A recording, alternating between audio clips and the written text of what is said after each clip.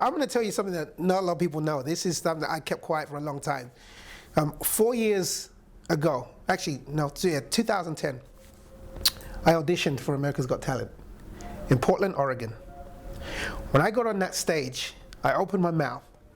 Within 5 seconds of performing, I got the first buzzer. Then 10 seconds after that, now I'm performing really hard. You're trying to pull, now I'm like pulling out magic, pulling out, you're trying to think, what have you got? What have you got left? Before the song even finished, you get 90 seconds. Before the song finished, they stopped the song. I stood in front of the judges. The nicest comment that I got of the worst comments was Sharon Osbourne. I mean, she just said, look, it's not, you're not right for this competition. It's just not you, but keep trying. But the other two, they just ripped. There was 3 judges then. So when I, years later now, I was talking to my manager and he said, oh, I just got a phone call from America's Got Talent. I said, what? He said, yeah, they're asking if you would go on that show, to audition on the show. I said, I know what you did to me last time. I am not going on that show. No way. I mean, I remember begging them. I called them up after they, when they were going to air the 2010, my performance. I begged them not to show it. I begged them. I called out the producer. I said, please, this is what I do for a living. This will kill me. Please, I beg you, do not show this. And I prayed so hard, and they didn't show it. So anyway, went back again. So when I got on the stage and I looked out in the audience and I saw Howie Mandel, all of those memories just came back. And I was a wreck. And I stood there and I'm like, am I really doing this again? But for some reason I felt prompted that I should do it. And I didn't know why. So I just said, Heavenly Father, I'm scared as you wouldn't believe, but you know what?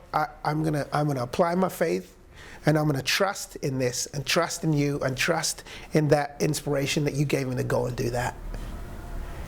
And I remember just finishing that song, and before we even finished, Howie Mandel stood up on his chair and he was jamming.